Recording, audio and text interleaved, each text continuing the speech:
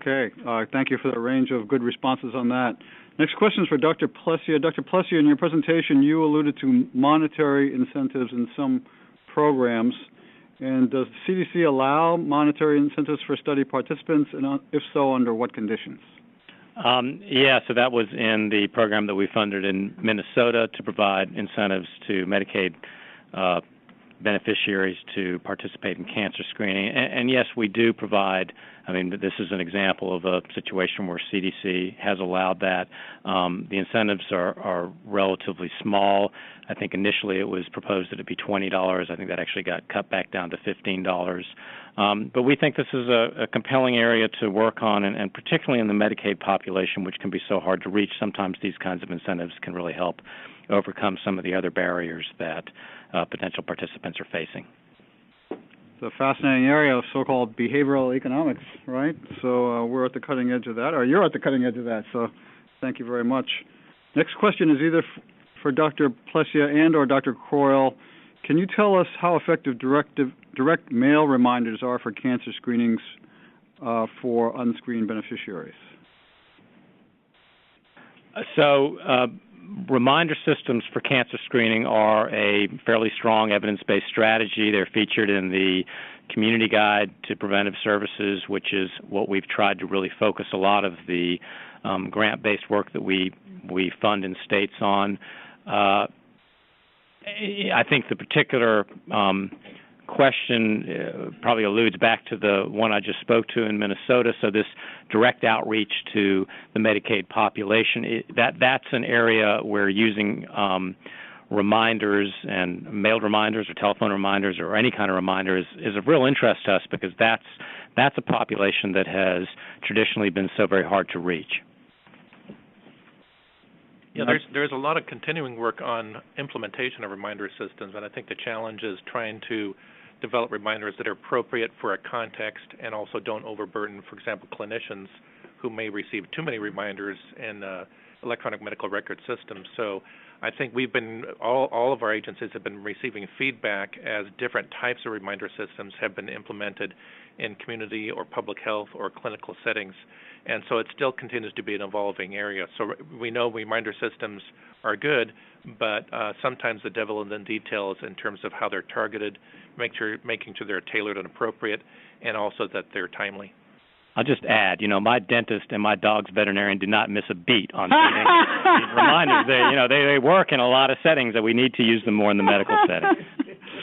Very good. Okay. Let me paraphrase this next question for Dr. Clancy or Dr. Corey. What's the best way to ascertain a family history of cancer and mutations?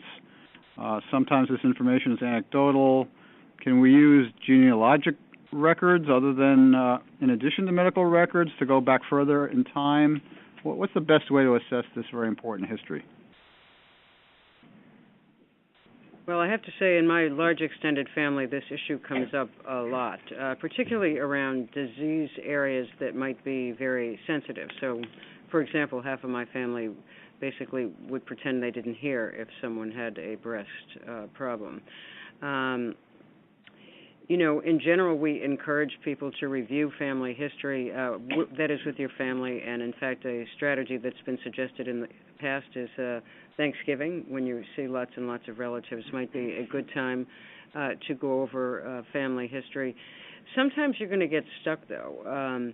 It's funny that someone would ask about the genealogical history. It happens that my home is pretty near the LDS church where lots of people go to find that out, but I am not clear that you would get that kind of very specific disease-based information, particularly going back because,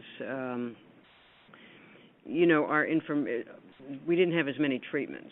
So the notion that you would have confirmed diagnoses available to retrieve somewhere feels a little bit magical to me. But Dr. Corey?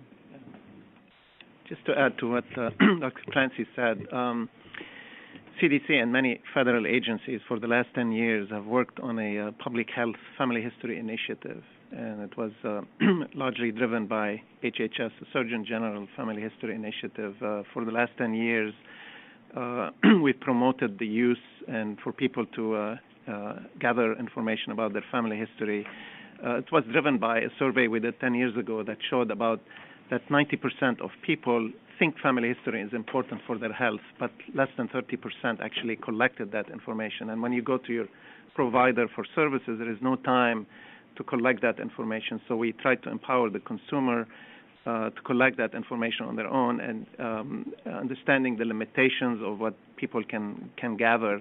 There is an online tool, My Family Health Portrait, that's available for free, the Surgeon General Family History tool that's been available.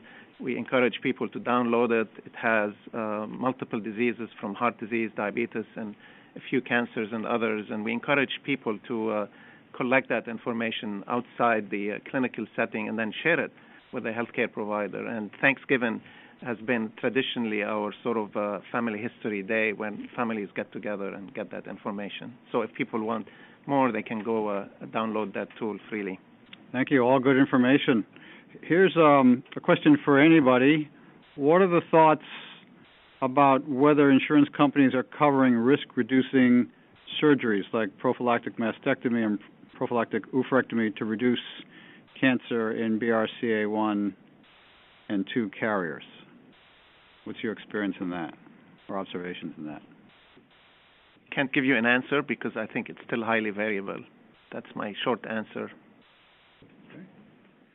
I think Dr. Plessia is the one for this one. What happens to uninsured patients who receive free screenings and the results come back with positive results? What happens next? Well, this is a very important area. I mean, if people are getting screened for cancer, we need to make sure there's a way to provide them with diagnostic and treatment modalities. In the National Breast and Cervical Cancer Early Detection Program, which is the program I described in my comments, we actually have a clause in Medicaid regulation that allows states to provide Medicaid services to women who are screened through those programs. So it's been a very important part of allowing us to make sure that those women can go on to get the diagnostic and treatment that they need. Now, that's not necessarily true for all screening programs, and that's something that we really need to be very diligent about.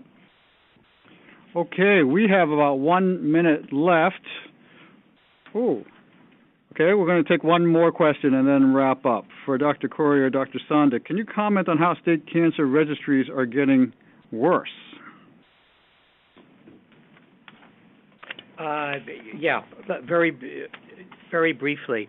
The measure is based on the percentage of cases that are estimated and whether or not the state cancer registry captures a particularly high percentage of cases that are estimated. This can vary over time. The difference that's shown here is actually a very small difference, and that's why it's going in the wrong direction. I think this is another one where we need to look at some data over time. I think the figure was that 43 states or thereabouts met the baseline, and then that dropped down to 42. But that could be a function of perhaps a shortage of people in the state. It could be that the data doesn't come in to the state registry on time. It might be a couple of months late or a month late for that matter, and this could make a difference. So this is something that I would watch, but I'm not upset by it. Okay, Dr. Sonda, thank you so much. We have 30 seconds left, and in that last 30 seconds, I want to acknowledge the leadership of the work group members from the cancer and genomics topic areas of healthy people who have coordinated this absolutely fabulous webinar. Can they stand up here in this room and be recognized by everybody here?